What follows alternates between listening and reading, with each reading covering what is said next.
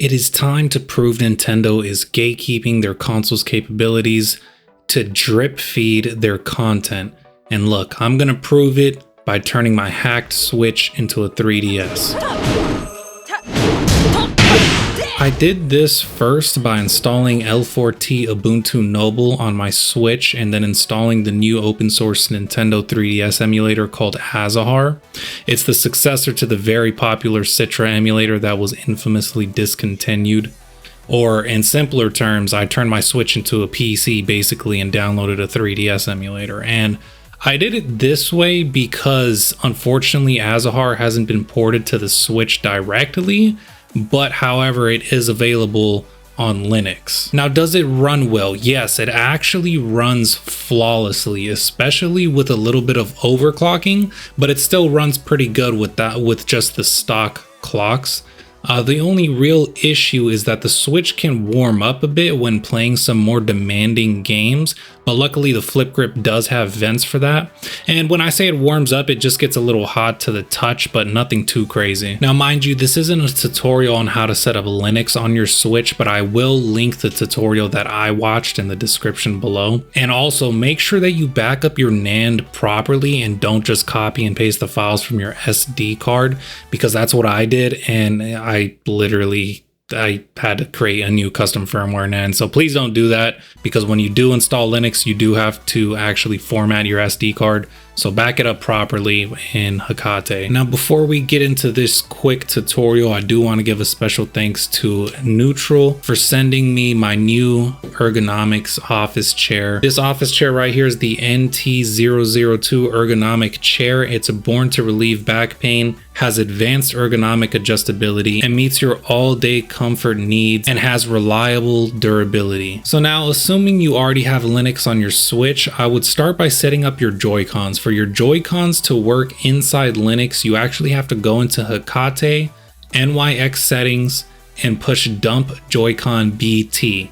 Now, if you have third-party Joy-Cons, which you should have third-party Joy-Cons because they are superior most like 90% of the time. For example, these ones by Handheld DIY called the J6 Joy-Cons, link in description. Dumping these ones will not work, so instead you'll have to manually pair these using Bluetooth while you're inside of Linux. Now keep in mind, this entire initial setup will be a lot easier if you do it with a mouse and keyboard and your Switch docked, but for this video I'll be doing everything only using the Switch itself. And mind you, there are a few parts where you will actually have to use the touchscreen. Now, once you're in Linux, you can download Azahar normally through Chrome, or you can get it by running the L4T Megascript. Just make sure you're connected to the internet. And for some reason, installing it from the Megascript didn't work for me, so I just installed it through Chrome from the official Azahar website, link in description, and I haven't noticed any issues with that so far. Before launching Azahar, note that you can see the Joy-Con controls for Linux if you go to the Switch logo in the top right and click Joy-Con mapping help.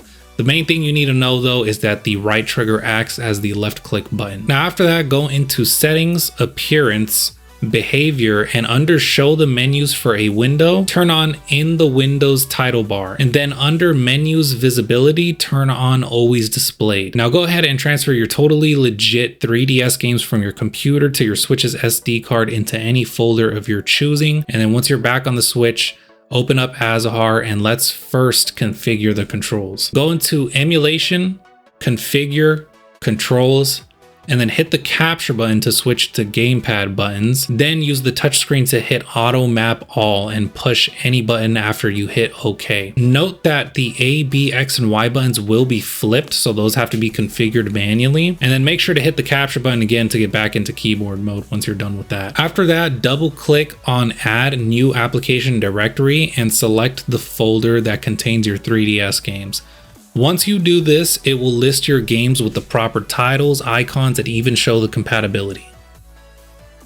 Now before launching a game, go to the top right corner of the screen and click where it says handheld.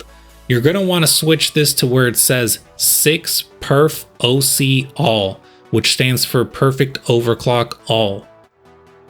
Go ahead and launch a game of your choosing, preferably one with good compatibility, and I'll also leave a link in the description to the compatibility list. Once the game launches, go to View, Screen Layout, and Rotate Upright. After that, you can go to View again and enable full screen. Also, another side note, we will be leaving the resolution at the native 1x resolution because with the screen this small, there's really no need to upscale. You know, in other words, there's basically no there's no noticeable difference. Hit the capture button again to enter gamepad mode, detach your Joy-Cons and put on the flip grip. Your Joy-Cons should connect via Bluetooth. Now the question remains, is this a practical way of playing your 3DS games? And in my opinion, no, it's not. This is for three main reasons. Number one, you have to run all of this in Linux, which is not very practical to begin with. Number two, as I said before, this will heat up your Switch a bit, which I wouldn't recommend playing with perfect clocks on top of that for extended amounts of time. So if you want to sit down and play through a game, I definitely wouldn't recommend that. And number three, and this is the biggest issue in my opinion, is that actually the screen sizing. You know, as we all know, the top screen of the 3DS is actually a wide screen. This means it must shrink to fit on the Switch. Not only does this shrink the top screen, but it shrinks the bottom screen even more, which is why you see the black bars around it. Unlike the original DS that has a 4:3 aspect ratio screen for both screens, it looks wonderful on the Switch. So even with the right optimization and future updates, I still wouldn't see it as practical due to the screen sizing. But does this mean that we could potentially see 3DS games coming to the Switch too? Absolutely. Although I doubt that dual screen concept that we've seen that fans made will ever become real, because the Switch 2 is already way too big in my opinion.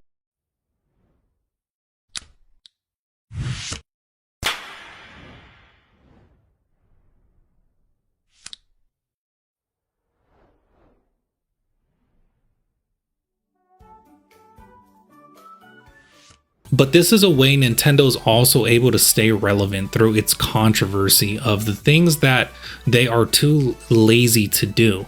I mean, Pokemon Legends ZA was so extremely popular because of how garbage it was, for example. Pokemon Fire Red, on the other hand, was such a big deal because it was $20 and it took them almost 10 years to port the game to a newer console when they could have simply put it on the Game Boy Advanced NSO. So fans complain, causing an uproar, and it keeps Nintendo popular, unfortunately. In the end, this proves that the Switch 2 is more than capable of running DS and 3DS games. So Nintendo, please stop drip feeding the content. Other than that, thank you guys for watching.